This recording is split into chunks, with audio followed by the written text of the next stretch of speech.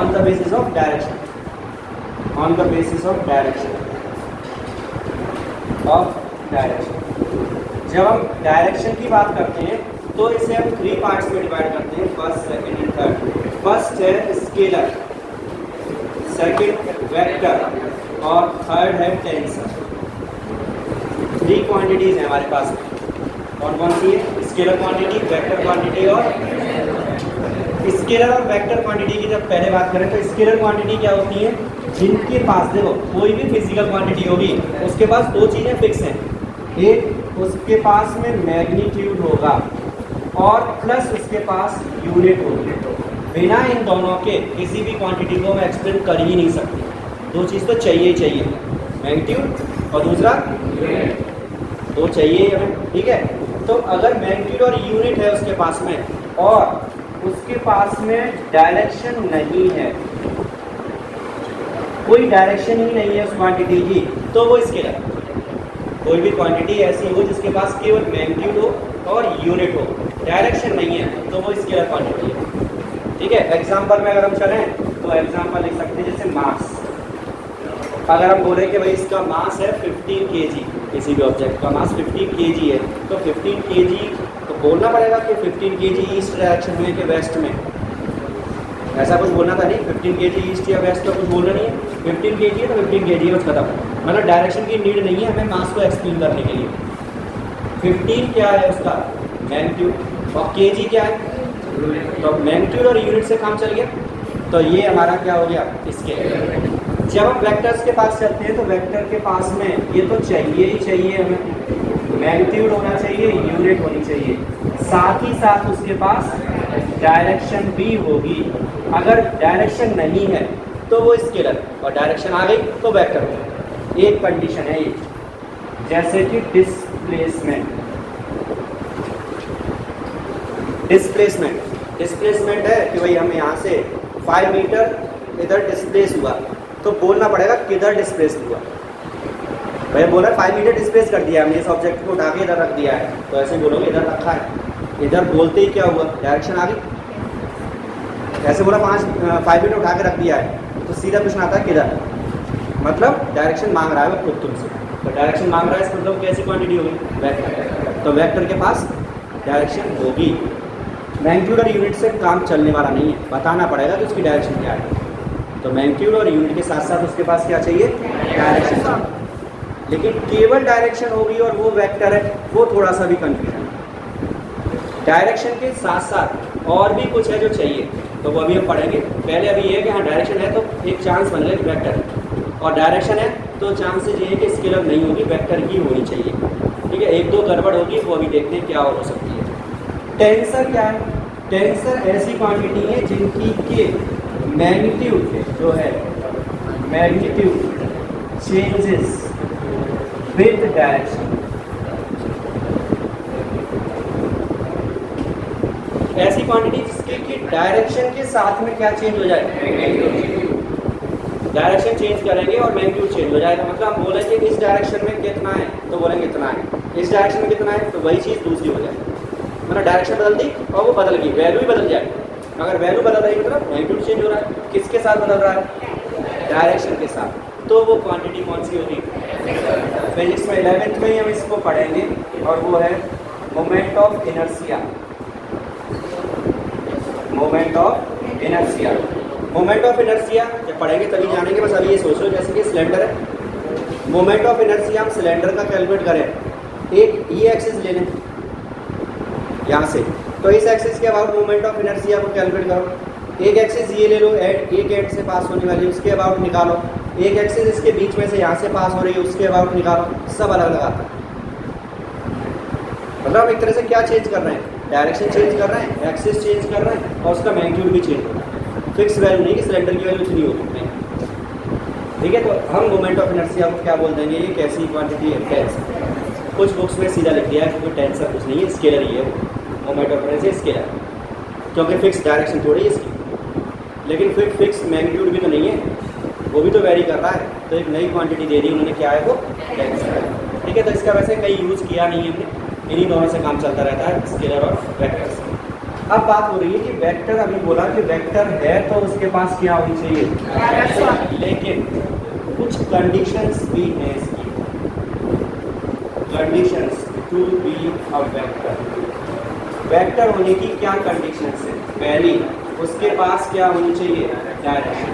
पहली कंडीशन तो यही है कि भाई डायरेक्शन तो हो, ठीक है। अब बात करते हैं दूसरी कंडीशन। दूसरी कंडीशन क्या है? दूसरी कंडीशन है कि वो ट्राइंगल लॉ या law of parallelogram, law of parallelogram addition law है, वेक्टर एडिशन लॉ है, vector addition law, vector addition law है, लॉ ऑफ पैरेललोग्राम। इसको प्रूफ यानी क्या हो, इसके थ्रू रिजल्टेंट का एक फॉर्मूला है, वो मैं लिख देता हूँ। आर इज इक्वल टू, इसे ड्राइव करेंगे आगे, A square plus B square plus 2ab cos theta. A और बी दो वेक्टर है कोई भी, ठीक है, उन दोनों का रिजल्टेंट इस फॉर्मूला से आया। ए और बी दो वेक्टर्स हैं, जैसे कि एक वेक्टर ये हो गया हमारे पास में और दूसरा वेक्टर ये हो गया बी, और इन दोनों का रिजल्टेंट इनके बीच में होगा कहीं आर, और एंगल कितना है इनके बीच में, थीटा। ए और बी के बीच में एंगल है थीटा।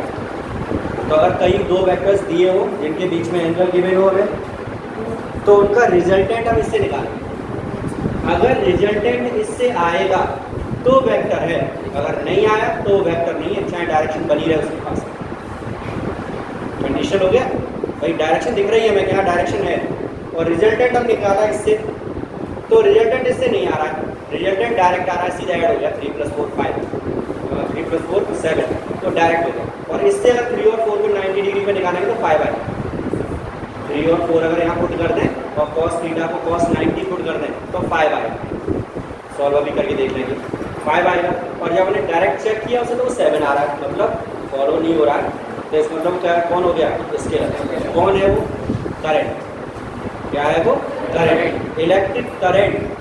सोचना, इलेक्ट्रिक करंट पॉजिटिव से चलती है, नेगेटिव चलती है, पॉजिटिव से चलती है, इसका मतलब कैसा है, डायरेक्शन है उसके पास। तो कैसी होनी चाहिए, वेक्टर होनी चाहिए, लेकिन नहीं है। क्यों नहीं है, यही क्योंकि करंट को अगर हम ऑब्जर्व करेंगे, रीडिंग कैलकुलेट करें उसकी, तो वो वेक्टर एडिशन को फॉलो नहीं करती है। जैसे हमने दो करंट ले लिए, एक जा रहा है 3 एम्पियर और एक यहाँ से मिला इसे 4 एम्पियर, इधर से आया, कितने एंगल पर आए दोनों, 90 पर। 3 एम्पियर इधर से, 4 एम्पियर इधर से, यहाँ से निकला, यहाँ पर हमने एक अमीटर लगा दिया करंट मेजर करने के लिए। 3 और 4 करंट जा रहे हैं, मेजरमेंट के लिए क्या लगा दिया, अमीटर लगा दिया। जब अमीटर इसमें लगाएंगे, रीडिंग जो अमीटर की आ रही है वो 7 आती है, अमीटर की रीडिंग आ रही है वो 7 आ रही है, रीडिंग सीधी देता है 7 एम्पियर करंट। जबकि इसके हिसाब से 90 डिग्री पर अगर हम 3 और 4 को सेट करें तो 3 स्क्वायर 9, 4 स्क्वायर 16 + 9 25, और cos 90 हो गया 0। थीटा 90 है, cos 90 कितना हो गया 0। 16 और 9 25, 25 का स्क्वायर रूट, इसे सॉल्व करेंगे तो 5 है। और आ कितना रहा है, मतलब स्केलर है, वेक्टर, जबकि इसके पास डायरेक्शन है। तब समझ में आ गई बात। तो वेक्टर होने के लिए दो कंडीशंस हो गई हमारे पास, कि वो डायरेक्शन भी होनी चाहिए और दूसरा लॉ ऑफ पैरेललोग्राम जो एडिशन लॉ है उसको फॉलो करना चाहिए उसे, उसके अकॉर्डिंग ही आंसर आना चाहिए इसका। अगर नहीं आ रहा तो गलत है, ठीक है। थर्ड पॉइंट और है इसमें, थर्ड पॉइंट यहाँ लिख लेता हूँ। थर्ड क्या है, a + b = b + a को भी फॉलो करना चाहिए। मतलब एक वेक्टर पे दूसरा वेक्टर ऐड करें, आंसर आएगा डायरेक्शन के साथ, याद रखना इस बात को, किसके साथ आएगा। फिर हमने b को a के साथ ऐड किया, तब भी आंसर सेम आना चाहिए, डायरेक्शन वही आनी चाहिए जो a + b में आई है, वही b + a में आनी चाहिए। अगर ये फॉलो हो रहा है तो वो वेक्टर है, अदरवाइज स्केलर। ठीक है, इसका भी एक एग्जांपल है, angular displacement. Angular displacement, angular displacement को ऐसे समझो जैसे एंगल, एंगुलर डिस्प्लेसमेंट मतलब एंगल है भाई। एंगुलर डिस्प्लेसमेंट दोनों क्वांटिटी की तरह से वर्क करता है, स्केलर भी है और वेक्टर भी। एक अकेली क्वांटिटी है जो दोनों तरह से काम कर रही है। कैसे? जब तक लो एंगुलर डिस्प्लेसमेंट होगा, मतलब वैल्यू बहुत कम रखेंगे, तब तक वो वेक्टर है। जब तक वैल्यू कम रहेगी तब तक वो वेक्टर होगा, और अगर हमने वैल्यू बढ़ा दी तो वो स्केलर हो जाता है। Large angular displacement scalar quantity है, और लो कैसी है? Vector. Representation of a vector. Vector को रिप्रेजेंट कैसे करेंगे? वेक्टर को रिप्रेजेंट करते हैं किससे? एरो से। किससे रिप्रेजेंट करेंगे? एरो से। और उसमें ये जो है वो इसका हेड है, और जो ये है वो है टेल, ये पूंछ हो गई इसकी। सही है? हेड जो होगा वो रिप्रेजेंट करता है सीधे सीधे किसे? मतलब जिधर हेड दिख रहा है उसकी तरफ उसकी डायरेक्शन। जिधर हेड होगा उधर क्या होगा? डायरेक्शन। इस एरो की जो लेंथ है वो मैग्नीट्यूड को शो करती है। एरो की लेंथ यहाँ से और यहाँ तक, ये इसका मैग्नीट्यूड है। मतलब अगर हम ऐसे बनाएं कि ए वेक्टर है ये और ये बी वेक्टर है, तो इसका सीधा मतलब हो गया ए की वैल्यू ज़्यादा है और बी की वैल्यू कम है। लेंथ ज़्यादा और कम हो गई तो सीधे सीधे हो गया कि हाँ भाई एक बड़ा है एक छोटा है। ठीक है, मैग्नीट्यूड हो गया। दूसरा, अगर हमने एक ए वेक्टर ये बनाया और बी वेक्टर ये बना दिया तो पता लग गया कि डायरेक्शन अलग है, क्या इनका डायरेक्शन अलग है। ये इधर है, ये इधर, मतलब अलग अलग कहीं भी हो लेकिन अलग है। ठीक है, ऐसे इसे बना दें तो लेंथ सेम हो गई, मतलब मैग्नीट्यूड सेम, डायरेक्शन अपोजिट हो गई। 180 पर है तो अपोजिट हो जाएगी सीधी सीधी, तो डायरेक्शन कैसी हो गई? अपोजिट। कोई भी वेक्टर अगर स्पेस में है हमारे पास में, स्पेस मतलब कहीं किसी जगह बनाओ, ये वेक्टर है, इसे हम किसी भी जगह पर डिस्प्लेस कर सकते हैं डायरेक्शन और मैग्नीट्यूड बिना चेंज। मतलब ये ए वेक्टर का ए वेक्टर ही रहेगा। जैसे हमने इसे यहाँ पर बना दिया, अगर इसकी लेंथ और डायरेक्शन सेम है तो वो भी यही है। जैसे अगर हमने एक पैरेललोग्राम बनाया है तो इसमें अगर हम ये कह रहे हैं कि ये ए वेक्टर है तो बिना सोचे बोल दो ये भी ए है, क्योंकि डायरेक्शन सेम और लेंथ भी सेम है इसकी, तो वो भी ए हो गया। अगर ये बी है तो ये भी बी है। आगे बात समझ में? इसका यूज करेंगे काफी, हम बहुत छोटा सा है लेकिन यूज काफी होगा। जैसे हमने ये बनाया, ठीक है, अब यहाँ से जब हम बात करें कि भाई हमने ये बना दिया है, ये कोई वेक्टर है, तो फिर हमें यहाँ पे तो इसकी लेंथ मेजरमेंट कर नहीं पाएंगे। हम मेजरमेंट कहाँ करेंगे? इस एक्सिस पे, तो हम यहाँ से परपेंडिकुलर डाल देंगे। अब जितनी इसकी लेंथ है उतना ही ये है, मतलब अगर ये b है तो फिर बिना सोचे यहाँ पर इसको मेजर कर लो, ये भी b होगा। ऐसे ही अगर ये वैल्यू हमें कैलकुलेट करनी है तो हम इसे ले लेंगे यहाँ पर। ठीक है, तो हम इसका यूज़ करते हैं कि हम सीधे सीधे वैल्यू इसी को b है तो ये b लिख देंगे, या ऐसे ये है तो इसे a लिख देंगे। तो वो क्यों लिख रहे हैं? क्योंकि किसी भी वेक्टर को हम स्पेस में किसी भी पॉइंट पर डिस्प्लेस कर सकते हैं without changing its magnitude and direction. Clear हो गई बात? ये तो डायरेक्शन बिना मतलब कहीं भी उठा के रख दो, वो वैल्यू चेंज नहीं हो रही है उसकी। अब इतना रिप्रेजेंटेशन हो गया। अब हम इसके टाइप्स पढ़ते हैं। टाइप्स ऑफ वेक्टर दो तरह से पढ़ेंगे। पहले हम यहाँ पर डिवाइड कर रहे हैं इसे 2 पार्ट्स में। ठीक है, एक सबसे पहली बात हम करेंगे जो है हमारे पास, एक है ट्रांसलेटरी, या उसे हम बोल सकते हैं वो लीनियर वेक्टर है। ठीक है, कैसा है वो? Linear vector. इसका मतलब ये है कि जब भी इसका यूज करेंगे हम, तो कहाँ पर यूज करेंगे? जब हम किसी सड़क पे चल रहे हो, मतलब लीनियर डायरेक्शन, एक सिंगल डायरेक्शन चल रहा है, या फिर हम कहाँ यूज करेंगे? ऊपर से नीचे आए हैं या नीचे से ऊपर जा रहे हैं, तब इसका यूज करेंगे। ठीक है, ऐसा नहीं इसका भी कोई नाम है, नाम नहीं है। मतलब ये है कि हाँ एक ऐसा वेक्टर जो सीधा डायरेक्शन में चलेगा तो वेक्टर की तरह से यूज होगा। उसमें क्या आ सकता है? वेलोसिटी आ सकती है, एक्सीलरेशन आ सकता है, डिस्प्लेसमेंट आ सकता है, फोर्स लग सकता है उस डायरेक्शन में, वो बहुत सारी क्वांटिटी ऐसी है जो लीनियर तरह से वर्क करती है, ठीक है, तो वो हम बोल दिया लीनियर है। दूसरा आपने बोल दिया भाई एक होता है एक्सियल वेक्टर। जब हम एक्सियल की बात करते हैं तो एक्सिस आ गई इसमें, और जैसे ही इसमें एक्सिस आई वैसे ही हमें पता लग गया कि अब कोई भी फिजिकल क्वांटिटी है वो किसी एक्सिस के अबाउट रोटेट करेगी। कोई भी फिजिकल क्वांटिटी कोई भी हो सकती है, वो एंगुलर डिस्प्लेसमेंट हो सकता है, एंगुलर वेलोसिटी हो सकती है, एंगुलर एक्सीलरेशन हो सकता है, टॉर्क हो सकता है जो घुमाएगा, ठीक है, बहुत सारी क्वांटिटीज़ हैं। तो दो तरह से हो गई डिवाइड हमने कर दिया। लर्न नहीं है, समझने वाली बात है, ऐसा नहीं कि लिख में आए और वो रटेंगे ऐसे बैठ के, सो कुछ नहीं। एक ऐसे वेक्टर्स आएंगे जो एक लाइन में मोशन में होंगे। तो जो हम स्टार्टिंग में जो फर्स्ट सेकंड में पढ़ेंगे, सेकंड थर्ड में पढ़ेंगे और फोर्थ तक उसमें यही चलेगा, लीनियर चलेगा सब, रोटेशनल नहीं कहीं। जैसे ही हम 50 में पहुँचेंगे वैसे ही एक्सियल वेक्टर स्टार्ट हो जाएगा, वह रोटेशनल होगा, ठीक है। और इसी लीनियर को हम एक और नेम देते हैं, वो है पोलर वेक्टर। क्या बोलते हैं इसे? Polar vector. अब अगर हम चाहें तो यहीं से डिफाइन कर सकते हैं। इसको बोलेंगे तो एक्सियल वर्ड यूज़ किया, मतलब किसी एक्सिस के अबाउट ये रोटेट कर रहा है। ऐसा कोई भी वेक्टर जो एक्सिस के अबाउट होगा वो एक्सियल होगा। ट्रांसलेटिव और लीनियर क्या होगा? ट्रांसलेटिव और लीनियर का मतलब है कि हम जब बोल रहे हैं चलने की बात हो रही है, सोच लो, सबसे सिंपल एग्जांपल वही है, चलने वाली। तो जब चलने की बात होगी तो उसमें क्या होगा? कोई स्टार्टिंग पॉइंट होगा।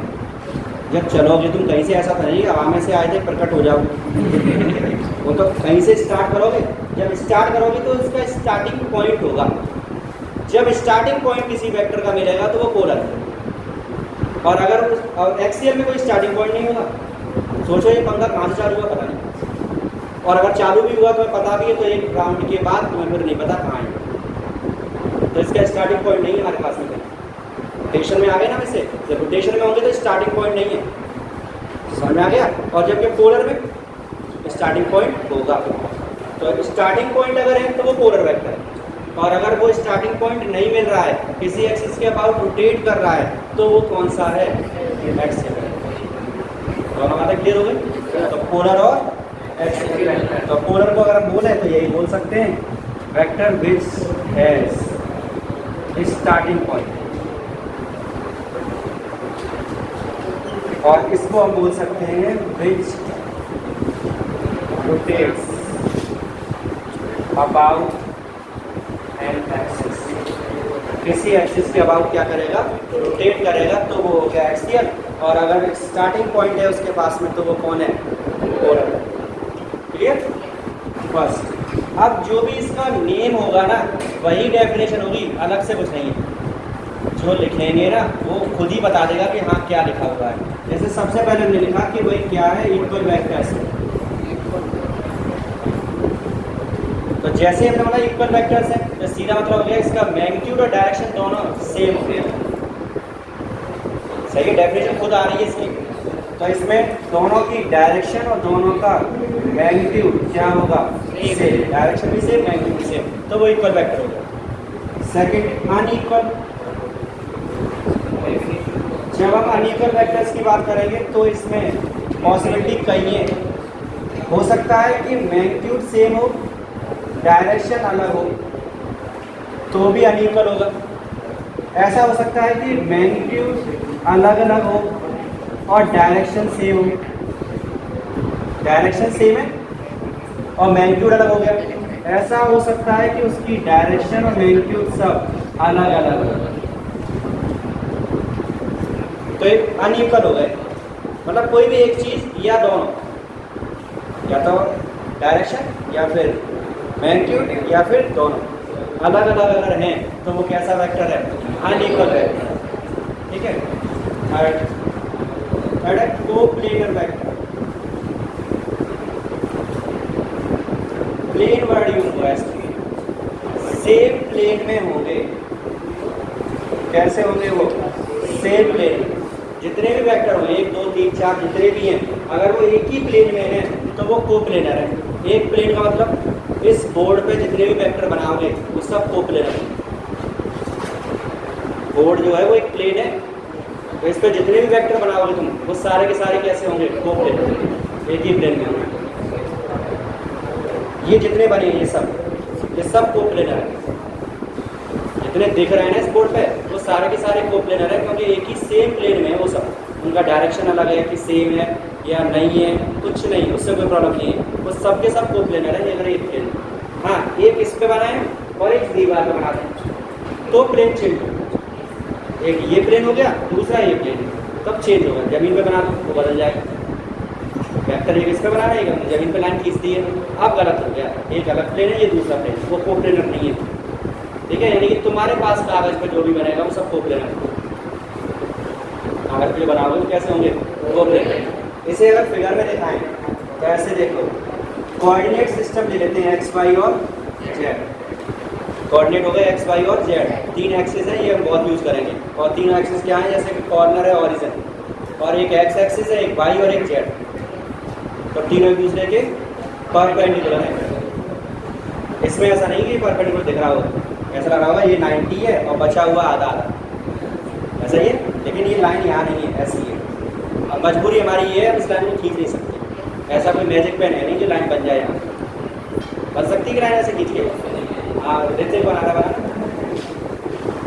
लाइन नहीं बनेगी, तो वो हमने सर ऐसे शो किया हुआ है, बाकी है वो कैसी? परपेंडिकुलर हो गई। एक्स एक्सिस, वाई एक्सिस और ये दिख रही है वो जेड, अब तीनों दिख रही है परपेंडिकुलर है।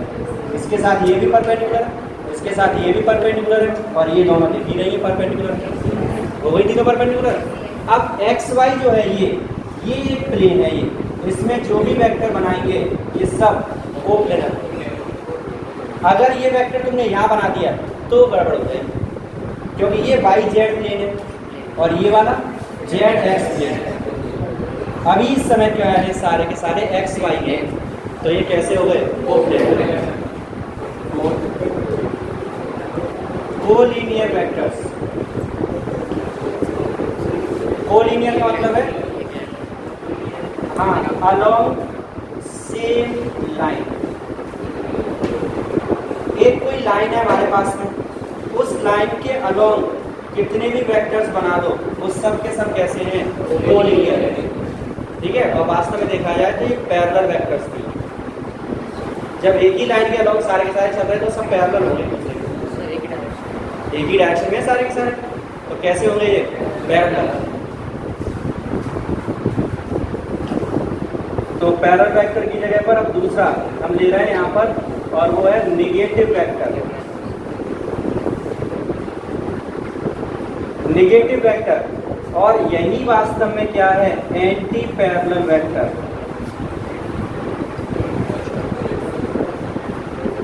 एंटी पैरेलल का मतलब अपोजिट डायरेक्शन होगा। भाई एक इधर पैरेलल वर्ड यूज हो रहा है, एंटी का मतलब अपोजिट डायरेक्शन। तो एक वेक्टर जाएगा इधर और दूसरा ये है,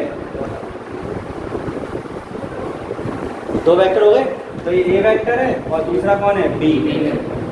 इसको हम और क्या बोलते हैं? इसको हम बोलते हैं अपोजिट वेक्टर्स। तो तीन नाम होगा इसी एक के। तो ये दोनों दिख ही रहे हैं, एंटी पैरेलल, और ये निगेटिव अभी नहीं दिख रहा है। निगेटिव का साइन जहां भी आए तो वो डायरेक्शन को ही शो करता हुआ आता है। ए और बी इक्वल हैं, यही तो हो गया। ए और बी कैसे हैं? इक्वल, लेकिन किसका साइन है? डायरेक्शन अपोजिट है। समझ में आ गई? तो दोनों की डायरेक्शन कैसी है? अपोजिट है। तो अगर नेगेटिव वेक्टर हम किसी भी वेक्टर का निकालेंगे तो समझ लो कि उसकी हमने डायरेक्शन को पलट दिया है। ठीक है, माइनस कहीं निकालना हो बस पलट दो, माइनस निकाला है। Clear? Zero vector, zero vector, zero vector का मतलब ही है कि उसका मैग्नीट्यूड जीरो है। जीरो वेक्टर क्या है? इसका जीरो हो, मैग्नीट्यूड कितना है? जीरो, और उसके पास कोई डायरेक्शन भी ना हो।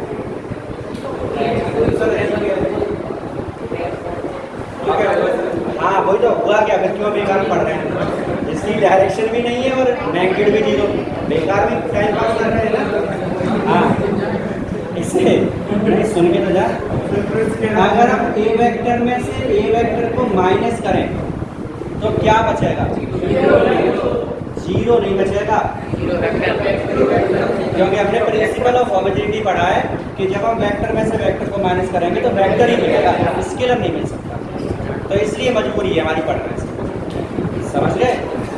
7 एक है यूनिट वेक्टर, इसमें भी ये क्लियर हो गया कि यूनिट का मतलब 1 और जिसका मैग्नीट्यूड कितना होगा 1।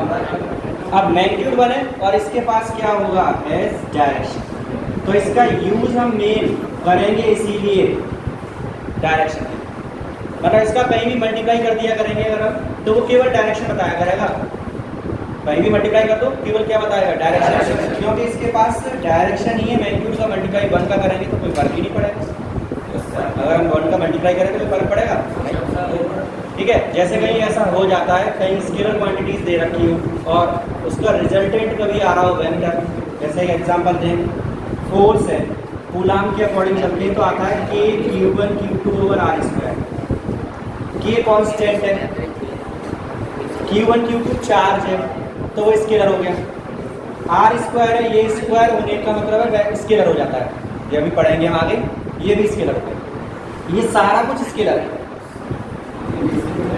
k कांस्टेंट, चार्ज स्केलर होता है, r² किसी भी क्वांटिटी का स्क्वायर कर देंगे वो स्केलर बन जाता है। और फोर्स कैसा है, इधर ऐसी कोई क्वांटिटी नहीं जिस पर वेक्टर लगा सकते, अब इक्वल में तो वेक्टर ही होना चाहिए, तब हम यूज करते हैं किसका वेक्टर को रिप्रेजेंट करते थे एरो से, इसको हमें रिप्रेजेंट करते हैं कैप से, क्या लगाएंगे इसीलिए क्या करवा दी थी, नहीं तो बच्चे यूनिट वेक्टर बोलते हैं क्या है ये कैप। अब जैसे ही हमने आर कैप बोला इसे बच्चों इसके पास क्या आ गई डायरेक्शन, और आर कैप का मल्टीप्लाई करना है तो कोई फर्क पड़ेगा नहीं क्योंकि इसका मैग्नीट्यूड, अब ये वेक्टर हो गए दोनों का, तो ये यूज है इसका यूनिट वेक्टर का कि जब हमें डायरेक्शन का पता नहीं लग रहा है, क्वांटिटी ऐसी दे दी है सारी की सारी स्केलर है वहाँ पे, तब हम क्या करेंगे इसका मल्टीप्लाई करेंगे, ये होगी बात है।